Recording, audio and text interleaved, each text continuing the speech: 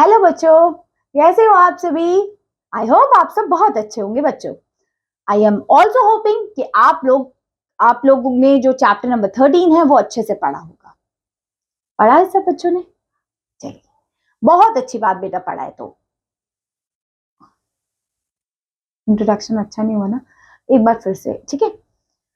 Hello बच्चों, कैसे हो आप सभी। आई होप आप सब बहुत अच्छे होंगे बच्चों। आज बेटा हम आ गए आपके चैप्टर नंबर 14 पे, मतलब last chapter of your book, है ना। देखो पता ही नहीं चला कब हमने चैप्टर 1 शुरू किया था और कहा अब हम लास्ट चैप्टर पे आ गए आपका चैप्टर नंबर 14 पे, है ना। आई एम होपिंग सो जितने भी हमने इस बुक में चैप्टर थे सारे कवर किए। अगर आपको किसी में भी डाउट है ना, आप सर्च कर लेना, अब चैप्टर नेम सर्च कर लेना, आपको सारी वीडियोस मिल जाएगी, ठीक है। सो क्योंकि हमने एक एक चैप्टर बहुत अच्छे से एक्सप्लेन किया है बच्चों, बिल्कुल। तो आज बेटा हम चैप्टर नंबर 14 जो कि आपके लास्ट चैप्टर है आपकी बुक का, वो पढ़ने वाले हैं, ठीक है। सो इस चैप्टर को भी उतने ही अच्छे से हम कवर करेंगे जितने हमने बाकी चैप्टर्स किए थे आपके प्रीवियस चैप्टर्स, ठीक है। तो आप सब रेडी हो, और आपको कोई भी डाउट हुआ करे पूछ लिया करिए, ठीक है। सो आप कमेंट में लिख सकते हैं, ठीक है। और वैसे तो हम चैप्टर में ही चीजें एक्सप्लेन करते हुए चलते हैं। यस, जो होमवर्क्स मैं देती हूँ हमेशा, हर चैप्टर में भी कुछ कुछ होमवर्क्स भी देती हूँ, और वो मैं चेक भी करती हूँ कि कौन करता है कि नहीं। तो इसलिए जो होमवर्क पार्ट रहता है या जो कुछ ऐसे क्वेश्चन जो मैं आपको सर्च करने के लिए बोलती हूँ वो किया करिए, ठीक है। तो शुरू करें फिर लास्ट चैप्टर आपकी बुक का। चलिए, चैप्टर नंबर 14, और ये chapter related to economic activities around us. अब आप कहोगे मैम हमने चैप्टर नंबर 13 तो देखा नहीं, तो चैप्टर नंबर 14 रिलेटेड टू है चैप्टर नंबर 13 से, क्योंकि चैप्टर नंबर 13 में हमने इकोनॉमिक एक्टिविटीज देखी थी। किस किस बच्चों को याद है इकोनॉमिक एक्टिविटीज? बिल्कुल सही, ऐसी एक्टिविटीज जिसमें मनी का एक्सचेंज होता है ना। Money is there, it is if you are doing anything for the money is known as economic activity. हमने डिस्कस किया था अपनी पिछली क्लास में। तो इस उन बच्चों को ये चीज समझ में आएगी अभी इकोनॉमिक एक्टिविटीज क्या होगी, ठीक है। कोई बात नहीं देखी आपने वीडियो तो आप जरूर जाके देखना इसके बाद, ठीक है। तो चलिए बेटा हम शुरू करते हैं आपका चैप्टर नंबर 14, और चैप्टर का नाम है इकोनॉमिक एक्टिविटीज अराउंड अस, ठीक है। ये चैप्टर है आपका। अब चलिए शुरू करते हैं। So we learned about two types of activities, that is economic and non economic activities. हमने देखा था। So activities that create monetary value, ऐसी एक्टिविटीज जो मॉनिटरी वैल्यू क्रिएट करे। कौन सी वैल्यू बेटा? Monetary value. Monetary value means जिसमें मनी हो। So value of something that can be measure in terms of money, ऐसी चीज जिसको मनी में के टर्म्स में मेजर कर सके। सो आर कॉल्ड इकोनॉमिक एक्टिविटीज, ठीक है। जिसकी मॉनिटरी वैल्यू होती है वो सारी एक्टिविटीज, वो सारी चीजें हमारी इकोनॉमिक एक्टिविटीज के अंडर आ जाती हैं। So we also learn about the importance of non economic activities. हमने नॉन इकोनॉमिक एक्टिविटीज की भी इंपॉर्टेंस पढ़ी थी अपने प्रीवियस चैप्टर में। So to understand these activities better, we will learn how economic activities are classified and what differentiates them in this chapter. So कैसे हमने previous chapter में पढ़ा था economic activities totally different to non economic activity, है ना। क्योंकि of course एक में पैसे का लेन देन हो रहा है, एक में पैसे इन्वॉल्व हो रहे हैं, एक में पैसे इन्वॉल्व हो ही नहीं रहे। ये तो मेन डिफरेंस था, ठीक है। Over the decades we can say over the decades the number of economic activities has increased tremendously, बहुत तेजी से increase हुई है। So we can call over the decades the number of economic activities has increased tremendously. For example, earlier most people were involved in activities such as agriculture, livestock rearing, productions of tool, pottery and weaving clothes. पहले लोग यही काम किया करते थे, और आजकल तो कितने सारे काम हैं जो लोग कर रहे हैं। Singing, dancing, makeup artist, that artist जो ड्रॉ करते हैं, है ना, YouTuber, yes, social media influencers, ये भी जॉब है अपनी तरफ से, है ना। So as societies progressed, the number of economic activities through which people earn their livelihood increased vastly. जैसे हमारी इकोनॉमी बढ़ती है, पहले तो एक दो ही प्रोफेशंस के बारे में लोगों को पता होता था, जो data science, AI, makeup artist, singer, voice recorder, है ना, ये सब कुछ प्रोफेशंस बहुत न्यू है। ये किसी को नहीं पता थे, अब पता है। ओके, जस्ट बिकॉज हमारी इकोनॉमी की वजह से, है ना, ये इंपॉर्टेंट चीज है, ठीक है। So today there are diverse economic activities such as manufacturing computers, mobile phones, hand drones, working in banks, schools and hostels, driving various types of vehicles for transportations, making furnitures, tailoring clothes, using machines, creating softwares, repairing refrigerators and washing machines, etc. आज के time पे बहुत सारी activities हो रही है ना, economic activities, जैसे नॉर्मल कंप्यूटर मैन्युफैक्चर करना, फोन मैन्युफैक्चर करना, आपका कोई व्हीकल को ड्राइव करना, है ना, रिपेयर करना कंप्यूटर मशीन्स को, वॉशिंग मशीन्स को, सब कुछ। So classifying all these activities help us to understand how they functions and they link they have with each others. देखते ही कौन कौन सी एक्टिविटीज है और ये कैसे एक दूसरे से लिंक्ड है, ठीक है। सबसे पहले देखते हैं बेटा, the classification of economic activities into economic sector. हमारे कौन कौन से इकोनॉमिक एक्टिविटीज को कैसे इकोनॉमिक सेक्टर्स में डिवाइड किया जाता है। इकोनॉमिक एक्टिविटीज से तो समझ गए ना कि भाई इधर आगे मॉनेटरी वैल्यू आ गई है हमारी, क्योंकि ये इकोनॉमिक एक्टिविटी है, ठीक है। So some economic activities share similar characteristics, and based on this they can be grouped together or classified into broader groups known as economic sector. Of course economic activities जब एक group बना लेती है so they comes under economic sector. There are three main economic sectors named as primary, secondary and tertiary economic sector. तीन आपके main economic sectors आते हैं या होते हैं। कौन कौन से होते हैं, उनका क्या रोल होता है, क्या फंक्शन होता है, किस तरीके से होता है, डिस्कस करते हैं, ठीक है। स्टार्ट करते हैं फर्स्ट प्राइमरी एक्टिविटीज। तो प्राइमरी एक्टिविटीज क्या होती है? So those economic activities in which people are directly dependent on natures to produce goods are known as primary activities or primary sector economic activities. ऐसी activities जिसपे जो activities nature पे depend करे, ठीक है, नेचर से जो चीजें हमें मिल रही उस पे डिपेंड करे, दे आर कॉल्ड प्राइमरी या फिर primary sector economic activities. For example work involving cultivations of grain and vegetables from agriculture farm, extracting coal from mines, collecting wood from the forest, egg from poultry farms, fish from fisheries etcetera. अब देखिए, कोल वगैरह निकालना, fishes को पकड़ना, agriculture करना, poultry farming करना, would को collect करना, ये सब जो चीजें कहाँ से आ रही है बताओ? वुड कहाँ से आ रहा है, फिशेस कहाँ से आ रही है, कहाँ से आ रही है? नेचर है ना, तो ये नेचुरल फार्मिंग के अंदर आएगा। वी कैन से आपका प्राइमरी एक्टिविटीज के अंदर आएगा, क्योंकि नेचर की चीजों को यूज किया जा रहा है, ठीक है जी। So are all primary sector economic activities. जितनी भी एक्टिविटीज के बेटा नाम मैंने बोले, कोल निकालना, एग्रीकल्चर करना, फिशेस को पकड़ना, है ना, फिशेस करना, वुड को लेना फ्रॉम फॉरेस्ट, ये सब चीजें प्राइमरी एक्टिविटीज के अंदर आएगी। So all the primary sector economic activities, the most common primary activities are agriculture, mining, fishing, raising livestock, forestry, etc. Below are the sum of the type of activity within the primary sector. So ये जितनी भी activities लिखी गई है बेटा, ये सारी की सारी आपकी है प्राइमरी एक्टिविटीज। ये नेचर पे डिपेंडेंट है, चाहे ग्रीन हाउस फार्मिंग है, माइनिंग है, फॉरेस्ट्री है, रेजिंग लाइफ स्टॉक है, फिश फार्मिंग है, ये सारी की सारी आपकी नेचर पे डिपेंड करती है।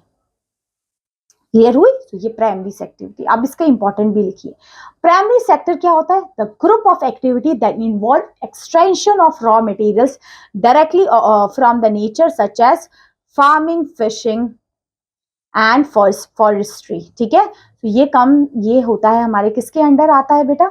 ये प्राइमरी सेक्टर के अंदर आता है। किसके अंदर आता है? प्राइमरी सेक्टर के अंदर, जिसमें आपको रॉ मटेरियल एक्सट्रैक्ट करना है।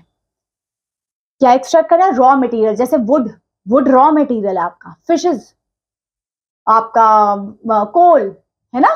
तो यहां पे आ जाता है आपका एक्सट्रैक्शन रॉ मटेरियल का, ठीक है। सो प्राइमरी एक्टिविटी क्लियर हुई, जहां नेचर के बारे में बात होती है। तो ये आप यहाँ से आप इम्पोर्टेंट है इसका वो लिख लीजिए definition. So the economic activity which people are directly dependent on the natures to produce goods. जब नेचर पे डिपेंड होते हैं वो सारी एक्टिविटीज आपकी प्राइमरी एक्टिविटीज होती हैं। आप शुरू करते बेटा सेकेंडरी एक्टिविटीज क्या होती है। प्राइमरी तो क्लियर हुआ, secondary activities. So economic activities in which people are dependent on output of the primary sector and transform them to produce goods are known as secondary activities or secondary sector economic activities। देखिए ऐसी activity जो primary sector पे depend करे। Primary sector ने raw material दे दिया, अब secondary sector का काम है पूरा मैन्युफैक्चरिंग करना। वुड दे दिया, उससे पेपर बनाना, कोई फ्रूट्स दे दिया, उससे जो भी जहां जहां पे भी वो यूज करते हैं, जो भी आपके फूड आइटम्स बनाने के लिए वो सब चीजों में यूज करना। कपड़ा आ गया, रॉ मटेरियल कपड़ा आ गया, कपड़े से जो चीजें बनाना, सूट बनाना, साड़ी बनाना, टॉप बनाना, टी शर्ट बनाना, शर्ट बनाना, वो सब आप मैन्युफैक्चरिंग सेक्टर के काम पे आ जाएगा। सो आप कह सकते हैं कि सेकेंडरी सेक्टर डिपेंड करता है प्राइमरी सेक्टर पे, क्योंकि प्राइमरी सेक्टर की चीजें सेकेंडरी सेक्टर के पास आती है। So economic activities in which people are dependent on the output of the primary sectors and transform them to produce goods known as secondary sector activities। इसको कहते हैं बेटा secondary sector activities। So the secondary sector includes the constructions of buildings, roads, etc। Of course आपको जितना भी construction से related, manufacturing से related काम जितना भी अपने आसपास देख पा रहे हो आप, वो सब आपका सेकेंडरी सेक्टर एक्टिविटीज में आता है। And providing utilities like water, electricity, gases and other such necessities। It also includes the manufacturing of products in factories and production units to process raw materials from the primary sector into some of other forms that can be further sold or consumed। So आपको ना ये चीजों को बहुत अच्छे से देखना है कि जो भी प्राइमरी सेक्टर की चीजें है, रॉ मटेरियल्स है, उसको यहाँ पे प्रोसेस किया जा रहा है सेकेंडरी सेक्टर में, ताकि वो कंज्यूमेबल प्रोडक्ट्स बन पाए, ताकि आप उसको यूज कर पाए। तभी तो वो चीजें आप उसको यूज कर पा रहे हो। अगर जैसे स्टील है, स्टील आपके पास था, अब स्टील की ये पानी की बोतल बनाई तभी तो मैं इसको कंज्यूम कर पा रही हूँ। नॉर्मल स्टील होता तो मैं उससे कैसे पानी पी पाती। तो उसको एक पानी की बोतल का रूप देना, तो ये आपका मैन्युफैक्चरिंग सेक्टर, आपका सेकेंडरी सेक्टर इन्वॉल्व होता है इसमें। ठीक है। So for example secondary sector activities including the processing of grains obtained from the agriculture fields to make flour in the mills, extraction of oil from groundnut and processing of tea leaves to drive tea। Similarly, cotton is used to make clothes, steel from iron ore is used to make automobiles like cars, trucks, and wood from the forest is converted into furniture and paper etc। So आप ये देख सकते हो जितने भी ये चीजों के नाम मैंने लिखे, क्लोथ्स का मैन्युफैक्चर, स्टील, पेपर, फर्नीचर्स, ये सब मैन्युफैक्चरिंग सेक्टर में आते हैं। अब आप पिक्चर में देख सकते हैं ऑटोमोबाइल फैक्ट्री। कौन सी मोबाइल? Automobile factory. ठीक है, ये क्या काम करती है? यहाँ पे प्रोसेसिंग का, गाड़ियां बनाना, है ना। टेक्सटाइल फैक्ट्री, ये क्या काम करेगी बेटा? कपड़े बनाना, टेक्सटाइल की चीजें बनाना। ठीक है। थर्ड, फार्मास्यूटिकल, ये क्या काम करेंगे? Related to medicine and all these things बनाना। फर्नीचर प्रोडक्शन यूनिट, ये फर्नीचर बनाने का काम करती है। तो ये इन सब के अलग अलग सेक्टर्स बता दिए गए, इनको अलग अलग काम दे दिया गया है कि आपको ये सब चीजों को मैन्युफैक्चर करना है। ठीक है। सो ये सब इनको ना डिपेंडेंस होती है इनकी। ठीक है, इनको अपने अपने काम डिवाइड कर दिए जाते हैं। तो इसमें क्या चीजें, जितनी भी चीजें उनको मैन्युफैक्चर किया जाता है ताकि आप उनको अच्छे से यूज कर पाए। तो ये सारी की सारी चीजें आपकी सेकेंडरी एक्टिविटीज में आती है। अब देखो डेफिनेशन भी लिखिए, सेकेंडरी सेक्टर क्या होता है। So the group of activities that involves processing of raw materials derived from primary sector into products for the sale और कंजप्शन। ऐसी चीजों को यूज करना जो प्राइमरी सेक्टर से आई है। प्राइमरी सेक्टर आपको रॉ मटेरियल दे देगा, अब सेकेंडरी सेक्टर की रिस्पॉन्सिबिलिटी है उस रॉ मटेरियल से कैसे एक फिनिश गुड्स बना सके ताकि आप उसको कंज्यूम कर सकें। ठीक है, चाहे कपड़ा, कपड़े से आपको ड्रेसेस बनानी हो, सूट बनाना हो, है ना, लकड़ी से पेपर बनाना हो, है ना, नोटबुक्स बनानी हो। ठीक है, तो ये सारी की सारी चीजें आ जाती है आपकी सेकेंडरी सेक्टर एक्टिविटीज में, सेकेंडरी सेक्टर में जो भी मैन्युफैक्चरिंग से रिलेटेड चीजें हैं, ठीक है। I am hoping primary activities and secondary activities clear हुई होगी, ठीक है। थर्ड टाइप की एक्टिविटी है दैट इज टर्शरी एक्टिविटीज। तो टर्शरी एक्टिविटीज क्या होती हैं? अब यहाँ पे कौन सी एक्टिविटीज आएगी, क्योंकि हमने दोनों चीजें तो देख ली, एक चीज है जो रॉ मटेरियल दे रही है और दूसरी उसको प्रोसेस कर रही है। अब ये लोग क्या करेंगे? So all those activities, or we can say all those economic activities that provide support to people involved in primary and secondary activities are called tertiary activities or tertiary sector economic activities. अब यहाँ पे service आ जाएगी, ठीक है। आपके पास सारी चीजें हैं, ठीक है। अब यहाँ पे आ जाएगा कि किस तरीके से प्राइमरी और सेकेंडरी एक्टिविटीज प्रॉपरली फंक्शन कर पाए। सो आपकी टर्शरी सेक्टर इन्वॉल्व है। ऑफ कोर्स आपके पास रॉ मटेरियल भी है, आपके पास इंडस्ट्रीज भी है, पर जब तक वर्कर्स नहीं होंगे, वहां पे लोग अपनी सर्विस नहीं देंगे, तो वो चीजें बन पाएगी? बिल्कुल नहीं बन पाएगी, ठीक है। सो ये जो टर्शरी सेक्टर सपोर्ट करता है आपकी प्राइमरी और सेकेंडरी एक्टिविटीज को। These include services that we may not be able to see, but which still play a very important role. हम ये इनकी सर्विसेज देख नहीं सकते, है ना, कि उन्होंने क्या किया, but they have very important part, ठीक है। For example, जैसे एग्जाम्पल से समझते हैं, the fruits or vegetable vendors sell the farm produce to household consumers. Of course जो भी आपके फ्रूट्स वेजिटेबल्स जो वेंडर्स आते हैं वो सेल करते हैं, ठीक है। The driver of a truck transport the grains and vegetables from the farm to the factory और द मार्केट। अब जैसे ड्राइवर है, अब उसने अपनी सर्विस की, उन्होंने क्या किया, जो भी ग्रेन्स वगैरह, जो भी फ्रूट सब्जी वगैरह वो ट्रांसपोर्ट की गई, ठीक है। तो क्या हुआ इससे, जो भी वहां पे प्राइमरी सेक्टर का काम हो पाया, ठीक है। अब सेकेंडरी सेक्टर ने कोई भी चीज मैन्युफैक्चर की है तो उसके लिए भी उसको ट्रांसपोर्टेशन की जरूरत पड़ेगी। अब वो ट्रांसपोर्टेशन के लिए सर्विस के लिए ड्राइवर होगा, है ना। तो ये लोग क्या कर रहे हैं, सर्विस प्रोवाइड कर रहे हैं। Similarly teachers, lawyer, doctor, nurse and pilot provide the services to those who need them. Of course जो लोग डॉक्टर है, नर्स है, टीचर है, जैसे आई एम टीचिंग, ना तो मैं कुछ प्रोड्यूस कर रही हूँ ना तो कुछ मैन्युफैक्चर कर रही हूँ, मैं बस अपनी सर्विस दे रही हूँ, मैं अपना काम कर रही हूँ। सो वो आ जाएंगे टर्शरी सेक्टर के अंदर। सो मैं भी जो काम कर रही हूँ वो टर्शरी एक्टिविटीज के अंदर आएगा, ठीक है। So there are technicians who repair and service electronic items including television and mobile phones, machines who repairs vehicles like bikes, cars, tractors and electricians who ensure regular supply of electricity. Of course जितने लोग ये electricians है, आपके bus driver है, teacher है, doctor है, nurse है, ये जो लोग भी काम कर रहे हैं, ना तो ये कुछ मैन्युफैक्चर कर रहे हैं और ना तो ये कुछ रॉ मटेरियल ऑब्टेन कर रहे हैं, ये सारे अपनी सर्विस प्रोवाइड कर रहे हैं। सबको अपना अपना काम दिया हुआ है। आप प्लम्बर हो तो आपका ये काम है, आप कारपेंटर हो आपका ये काम है, आपका डॉक्टर है तो आपका ये काम है, आपका टीचर है तो आपका ये काम है, वो सर्विस प्रोवाइड कर रही है। So they comes under tertiary activities और टर्शरी सेक्टर इकोनॉमिक एक्टिविटीज के अंडर आएंगी ये सब चीजें।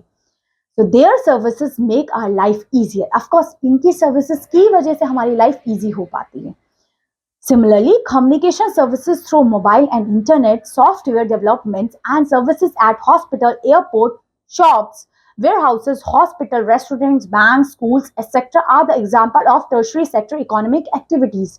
जितनी भी services आप देख रहे हो, banks में हो रही है, hospital में हो रही है, schools में हो रही है, hotels में हो रही है, वो सब क्या है, वो सब सर्विस प्रोवाइड करे। होटल वाले आपको तभी वो एक्स्ट्रा चार्ज लेते हैं, आप रेस्टोरेंट में खाइए आपको सर्विस चार्ज है, तो मतलब क्या है, वहां पे वेटर्स के लिए वो आपको हेल्प कर रहे हैं, है ना। आपने हॉस्पिटल गए, वहां आपको डॉक्टर नर्स अपनी सर्विस देंगे, स्कूल में गए, बैंक्स में गए, ऑफिसेज में गए, तो ये लोग जितने भी लोग यहाँ पे काम करते हैं, they are comes under tertiary sector. Clear हुआ? So for all the tertiary sector economic activity, the sector is also called service sector.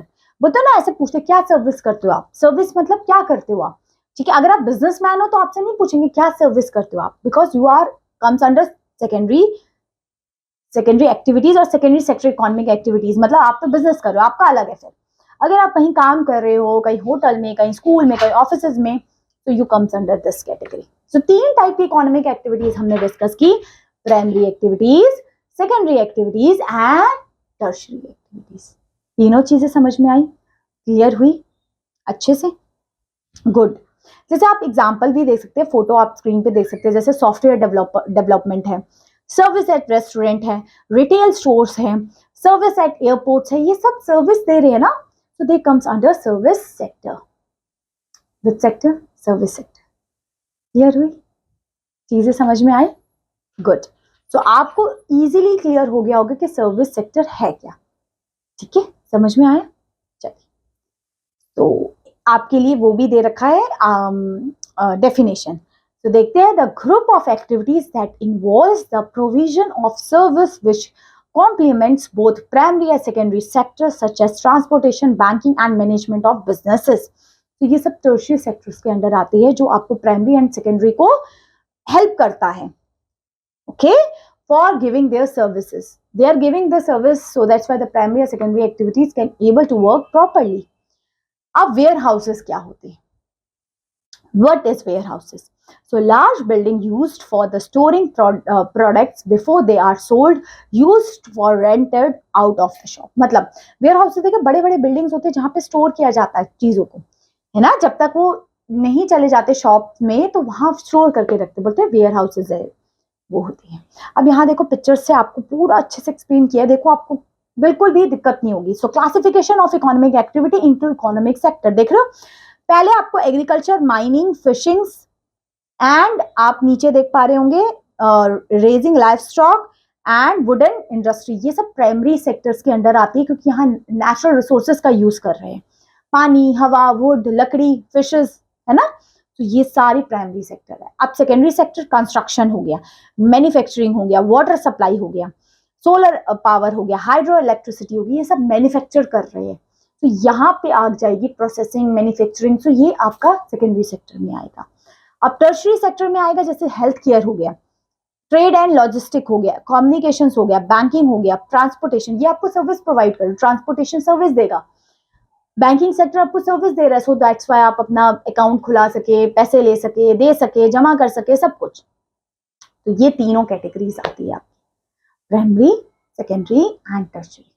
ठीक है, चलिए अब देखते हैं बेटा हम इंटरडिपेंडेंस अमॉन्ग दीज सेक्टर्स। क्या ये तीनों सेक्टर्स एक दूसरे पे डिपेंडेंट है भी या नहीं है? बिल्कुल है। प्राइमरी सेकेंडरी पे, सेकेंडरी टर्शरी पे, टर्शरी प्राइमरी पे, प्राइमरी सेकेंडरी पे, इस तरीके से इंटरडिपेंडेंस मींस एक दूसरे पे डिपेंड है। So the three economic sectors, primary, secondary and tertiaries are interconnected and rely on each others. ये तीनों सेक्टर्स बेटा एक दूसरे पे इंटरकनेक्टेड है। For example a farmer, primary sector, farmer किसके अंदर आएगा बताओ? प्राइमरी सेक्टर, ठीक है। Grow crops that are processed in factories, of course farmer ने क्रॉप्स ग्रो किए, वो प्राइमरी सेक्टर के अंदर आया, अब वो फैक्ट्रीज में गया तो वो सेकेंडरी सेक्टर्स के अंदर आ जाएगा, ठीक है। And when they transported and sold in the market they are called tertiary sector. Each sector depended on others to function smoothly, हर सेक्टर एक दूसरे पे डिपेंडेंट है अगर उनको सही से काम करना है। So this interdependence ensure that raw materials are transformed into finished goods and that these goods are made available to people through various services, creating a complete economic cycle, जिससे हमारी वो इकोनॉमिक साइकिल कंप्लीट हो पाए। Clear हुई चीजें? चलिए, तो ये होता है इंटरडिपेंडेंस। अब एक केस स्टडी आपको दी है अमूल डेयरी कोऑपरेटिव की। तो अमूल सबने पिया दूध, अमूल पीता है इंडिया, है ना। तो अमूल की क्या स्टोरी थी? अब यहाँ पे इन्होंने सबसे पहले आपने एक इंपॉर्टेंट चीज है जो इसका फुल फॉर्म याद करना, फुल फॉर्म याद करना क्या है इसका फुल फॉर्म क्या है? ये एक अमूल डेयरी शुरू की गई थी, ये कोऑपरेटिव है, यहाँ पे लोगों ने एक साथ इकट्ठे आके अपना एक कॉर्पोरेशन बनाया गया, उससे ये शुरू किया गया, उससे आज के टाइम पे अमूल डेयरी कितना प्रोडक्ट और कितना वी कैन से अच्छा बिजनेस कर रहा है ना। So let's see. So a great example of interdependence among these three sectors is the Amul Dairy Cooperative in Gujarat. So ये अमूल डेयरी कहाँ पे है? गुजरात में है।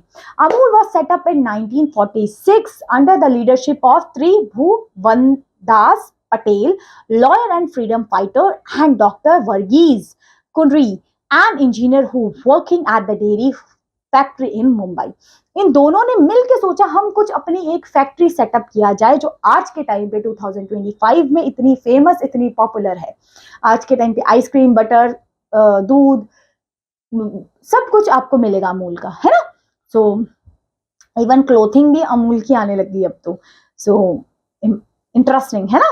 सो farmer produce milk, that is primary sector आ जाएगा, and sell to the cooperative. The milk is then processed into various products like butter, cheese in the factories that comes under secondary sector. पहले देखो primary sector में use हुआ, फिर secondary sector use हुआ, ठीक है। So these products are distributed and sold across the country through a network of stores, tertiary sector. These cooperative model not only support the farmers by giving them fair prices for the milk, but also ensure that the products reaches consumers efficiently, demonstrating how these three sectors work together to drive economic activities. देख सकते हो आपने, ये एक example बताया कि एक Amul dairy के लिए चलाने के लिए भी इन तीनों सेक्टर का जरूरी था होना, ठीक है। सिर्फ फैक्ट्री स्टार्टअप करने से नहीं बन जाता चीज, ठीक है। तो अब यहाँ पे क्या चीजें लिखी है देखते हैं। So the farmer of the cooperative milk their cows to sell the milk later. This kind of economic activity is called primary sector economic activity because the product milk is derived directly from the natural source. Of course, milk natural है, तो ये आपकी primary activity में आएगी. Second, milk is then processed and converted from one form liquid to another form, that is milk powder, ghee, cheese, butter and other in the factory. Of course, अब इसको process किया गया. So these economic activities are called secondary sector economic activities. ये secondary sector के अंदर आएगी. And last, Amul uses lorries and trucks as well as railway, airway, shipping services to transport their product. Amul, of course, उन्होंने सब कुछ बना के ready कर दिया। अब ट्रांसपोर्टेशन ही नहीं उसको मिलेगा सर्विस सेक्टर से, तो वो अपना चीज ट्रांसपोर्ट कर पाएगा एक स्टेट से दूसरे स्टेट, एक कंट्री से दूसरे कंट्री? बिल्कुल नहीं। So it has set up the retail stores and supplies milks and milk product to other shops or in towns and cities and villages all over the Gujarat as well as in different states across India. Here transportation, trading and retail is our tertiary activities. तो तीनों activities का involvement था Amul cooperative society बनाने में। Chapter समझ में आया economic activities का? चलिए क्वेश्चन आंसर्स करें। चलिए first question, extracting pulp from the tree is a example of primary activity. Good, अब मुझे समझ में आ रहा है, चैप्टर समझ में आया आपको। Second, which of these tertiary activities, कौन सी टर्शरी एक्टिविटी होगी जहां सर्विस दे रहे हैं? ऑफ कोर्स मैन्युफैक्चर तो आप कर नहीं रहे, मैन्युफैक्चरिंग ऑफ कंप्यूटर नहीं होगा। फिशिंग, कैच फिशिंग, नो, ये तो प्राइमरी एक्टिविटी है। Third, construction of a house, no, ये भी आपकी सेकेंडरी एक्टिविटी में आएगा। पर रिपेयरिंग आ सकता है, रिपेयरिंग ऑफ अ कंप्यूटर, है ना, आप रिपेयर कर रहे हो, मैंने बताया था ना, मशीन रिपेयर कर रहे हो, टीवी रिपेयर कर रहे हो, वॉशिंग मशीन कर रहे हो, ये सब सर्विस सेक्टर के अंदर आएगा। What is a full form of Amul? Anand milk union limited या अमूल मगर नहीं, आनंद मिल्क यूनियन लिमिटेड ये है जो गुजरात में स्टैब्लिश हुई थी 1946 में, ठीक है। चलिए अब ट्रू फॉल्स है आपके लिए। चलिए मुझे बताइए फर्स्ट का क्या आंसर होगा। तो all primary activities dependent on the natural resources से नहीं, ऑल प्राइमरी एक्टिविटीज क्यों डिपेंड होगी नेचुरल रिसोर्सेज पे? सिर्फ प्राइमरी एक्टिविटी डिपेंडेंट होती है, ठीक है। Next, secondary sector is the only sector that depend on tertiary sector. No, ऐसा सिर्फ सेकेंडरी सेक्टर नहीं, प्राइमरी सेक्टर भी टर्शियरी सेक्टर पे डिपेंड कर सकता है, ठीक है। Next, with the formation of cooperative Amul, farmers could not make their own decisions on all the matter relating to production and sale. No, this is not there. उल्टा इनको cooperative Amul farmers तो फिर अच्छे से हो गए क्योंकि इनका सब चीजें मैनेज हो गई, है ना। Next, all the three sectors are interdependent on each other, बिल्कुल सही, तीनों सेक्टर एक दूसरे पे डिपेंडेंट है, this is true. Now some matching is there. First question बताइए, चलिए प्राइमरी एक्टिविटीज किसके साथ मैच होगी? जो नेचुरल डिपेंडेंस एक्टिविटी है, जो नेचर से मिल रही है, जैसे मिल्क है, आपको वुड है, फिशेज है, all these things. Secondary activities कौन सी होगी? जैसे आप मोबाइल मैन्युफैक्चरिंग हो सकती है, मोबाइल रिपेयरिंग मत कर देना, वो तो आपकी आ जाएगी किसमें? टर्शरी में। और अमूल प्रोडक्ट ये क्या बनाएंगे? मिल्क, कर्ड, आइसक्रीम्स एंड कपड़े भी, है ना। चलिए अब कुछ क्वेश्चन आंसर है बेटा। फर्स्ट क्वेश्चन बताइए, what do you mean by economic sector? तो in economic sector there is a exchange of money, and when there is a monetary value involved in it, it is known as economic activity. हमने पहली class में भी देखा है अपनी chapter number 13 में. Clear हुआ? Next, extracting coal from mines is a primary activity. बिल्कुल सही, coals निकालना. क्यों? क्योंकि it involves the natural resources in it. We are using natural resources in it, so that's why if you are extracting coal, that comes under primary sector activity. Okay. Third, mention few most common primary activities. Fishing, mining, agriculture. Important है, ये सब primary है. Fourth, what is tertiary activities? देखिए यहाँ आपको मैंने definition लिखा रखी है, ये देखो. Tertiary activities that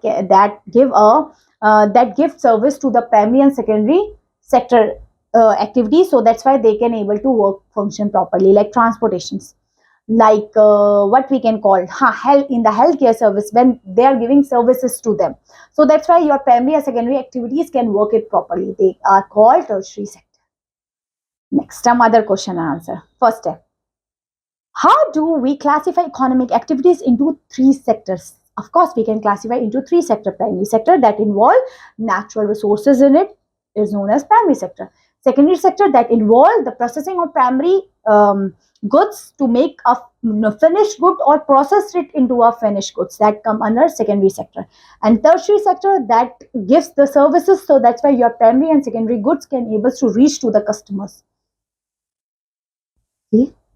Second, what is primary sector? Primary sector that involve the uses of natural resources in it.